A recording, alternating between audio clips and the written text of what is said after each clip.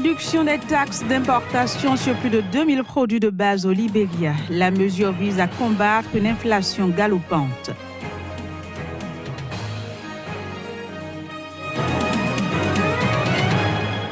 Réunion des 4 principaux protagonistes de la crise libyenne à Paris. La réaction de quelques Libyens en cours d'édition.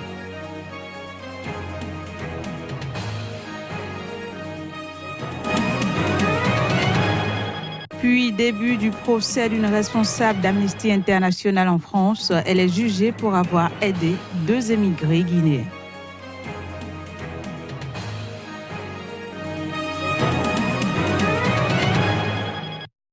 Nouvelle page de l'information sur Sika TV. Bienvenue à toutes et à tous.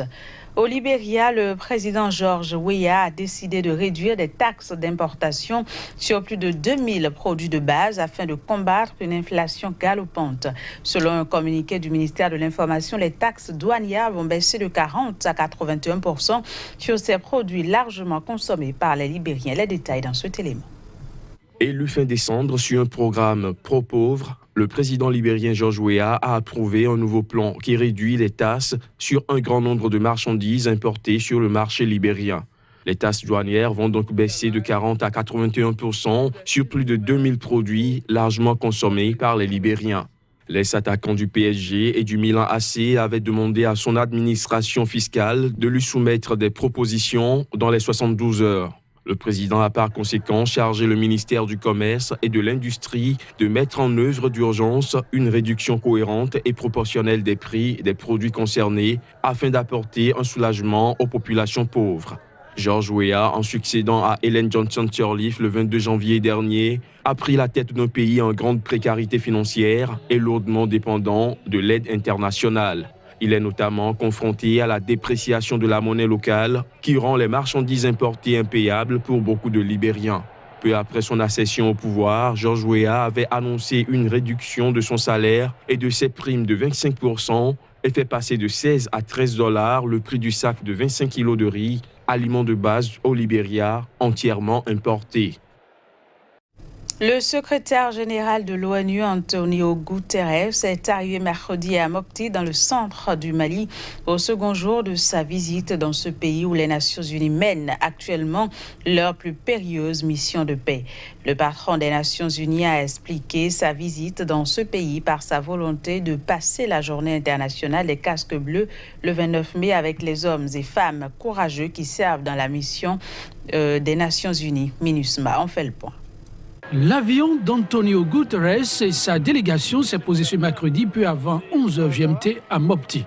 Il était accompagné dans cette visite par ses secrétaires généraux adjoints aux opérations de maintien de la paix et au soutien logistique, respectivement Jean-Pierre Lacroix et Atul Carré, ainsi que par la directrice de l'UNICEF, Henrietta Fore. Le secrétaire général de l'ONU a été accueilli par le gouverneur de la région de Mopti, le général Sidi Alassane Touré. Une étape prévue à Tombouctou dans le nord-ouest a été annulée en raison des mauvaises conditions météorologiques. Le secrétaire général de l'ONU a expliqué sa visite par sa volonté de passer la journée internationale des casques bleus le 29 mai avec les hommes et les femmes courageux qui servent dans notre mission au Mali, rapporte la MINUSMA. Dans son dernier rapport trimestriel sur le Mali, Antonio Guterres a déploré la sécurité des civils qui s'est encore détériorée dans cette région. Les groupes djihadistes y ont exacerbé les tensions et les violences intercommunautaires, surtout entre les Peuls et les Dodons, et fait un nombre de victimes civiles sans précédent dans les opérations visant les forces maliennes et étrangères. En Libye, des habitants de Tripoli ont réagi à la réunion des 4 principaux protagonistes de la crise libyenne à Paris. Qualifiée d'historique par le président français Emmanuel Macron, la rencontre a réuni pour la première fois autour d'une même table le chef du gouvernement d'union nationale, Fayez al-Sarraj, le président du Conseil d'État, Khaled al-Meshri, basé à Tripoli, et leurs rivaux de l'Est libyen, le maréchal Khalifa Haftar, ainsi que le président de la Chambre des représentants, Aguila Salah. Suivez plutôt.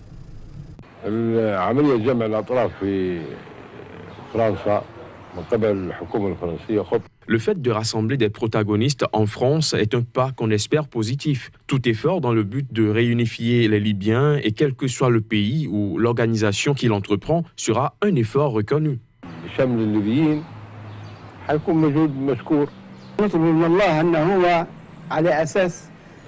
Nous demandons à Dieu de faire réussir cette conférence et nous demandons aux politiciens de faire des concessions car l'État ne peut être construit sans concession. Nous demandons à Dieu de rectifier leur opinion et il faut qu'ils fassent des concessions.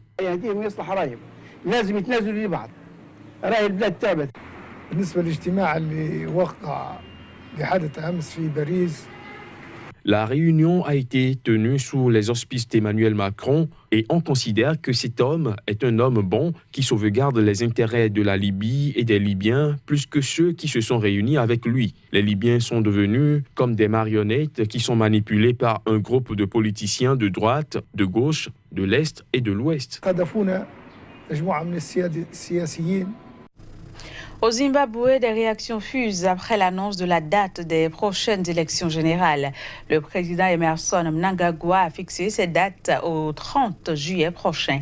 Ces scrutins compteront pour la présidentielle, l'élection des membres de l'Assemblée nationale et celle des conseillers. Plus de précisions à travers ces images. Au Zimbabwe, les premières élections de l'après Robert Mugabe auront lieu le 30 juillet prochain. Ainsi en a décidé le président Emmerson Mnangagwa qui apparaît comme le grand favori de la présidentielle. Si cette décision réjouit les Zimbabwéens dans leur ensemble, d'aucuns déplorent cependant le fait que cette élection se déroule sans une véritable réforme du système électoral. Je pense que le président a le dernier mot dans ces cas-là. Il a le droit de choisir une date comme il l'a fait. Donc nous sommes prêts à voter.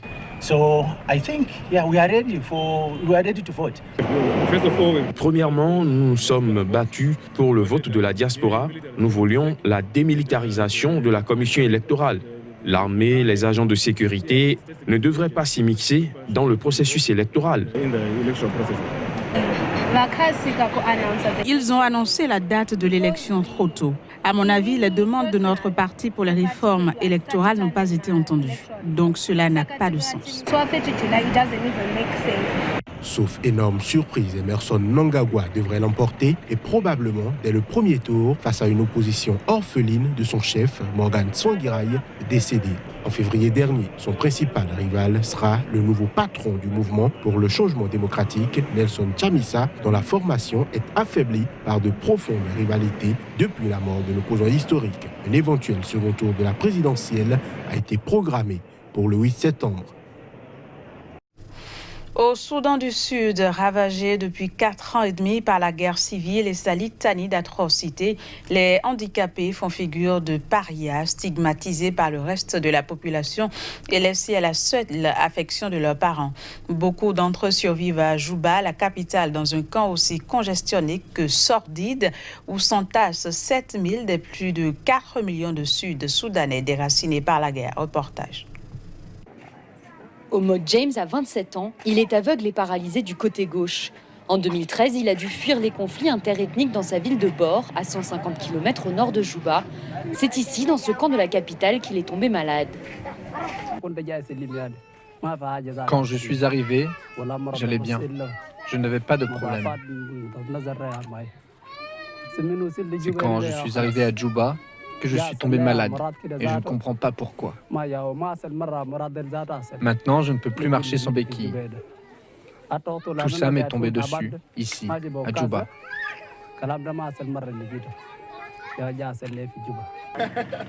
On estime à 250 000 le nombre de personnes handicapées au Soudan du Sud. 200 d'entre elles vivent dans ce camp. Niamet avait 7 ans quand son village a été attaqué. Depuis 4 ans maintenant, elle vit ici dans le camp de réfugiés de Mahad. Cela m'a beaucoup touchée. Elle n'est pas capable de marcher et elle est tout le temps avec moi. Je ne peux pas la laisser seule parce qu'elle ne peut rien faire seule. En 2015, le gouvernement a voté une loi en faveur des personnes handicapées, mais 3% seulement du budget de l'État est destiné à la santé. 15% de la population vit avec un handicap. Mais quand on vient dans un pays comme le Soudan du Sud, le pourcentage est plus élevé parce que tous les jours, des personnes sont blessées et donc le nombre augmente. Si ça continue comme ça, les personnes handicapées seront les plus vulnérables.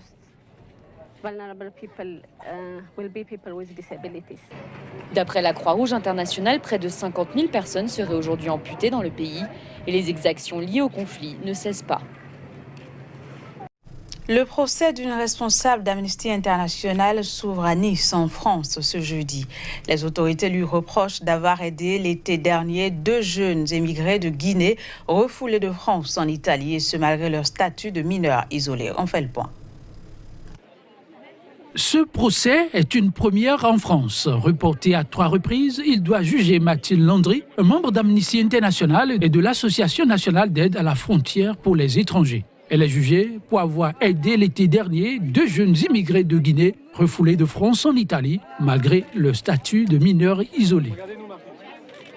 Je pense que ça fait partie d'une politique, entre guillemets, générale d'intimidation de toutes les personnes qui portent assistance aux migrants.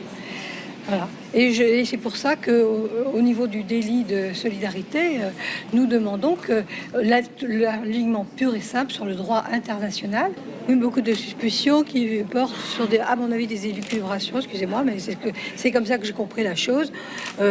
Pour des suspicions, pourquoi on aurait monté tout un stratagème, voilà, tout un stratagème pour juste ces 2 mineurs-là que personne ne connaissait avant. On aurait voulu les protéger plus particulièrement. Alors qu'il y en a des dizaines et des dizaines qui passent tous les jours, en tout cas toutes les semaines, à cette frontière, qui seraient concernés. Pourquoi ces 2-là ? Le procès de Mathilde Landry s'ouvre à la veille de celui de 2 Suisses et d'une Italienne, également poursuivis pour leur aide à des migrants. Elle risque jusqu'à 5 ans d'emprisonnement et 30 000 € d'amende. En attente d'une place en foyer, les 2 Guinéens aidés par la retraitée avaient été interpellés. Ils ont ensuite été renvoyés en Italie. En Espagne, les députés ont commencé à débattre ce jeudi d'une motion de censure déposée par l'opposition socialiste. L'objectif est de renverser le chef du gouvernement conservateur espagnol, Mariano Rajoy, avant un vote prévu vendredi.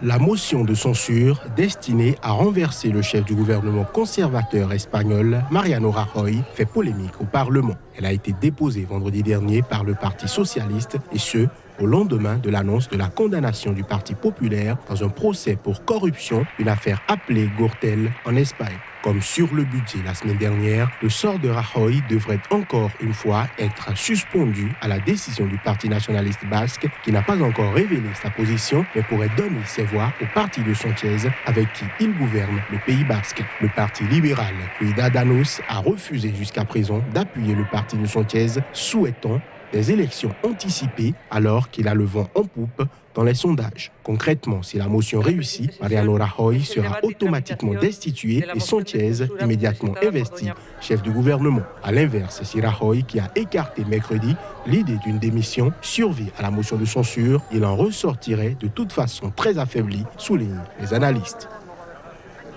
Voilà, c'est sur cette note de Madrid que s'achève ce journal. Merci de l'avoir suivi. Au revoir.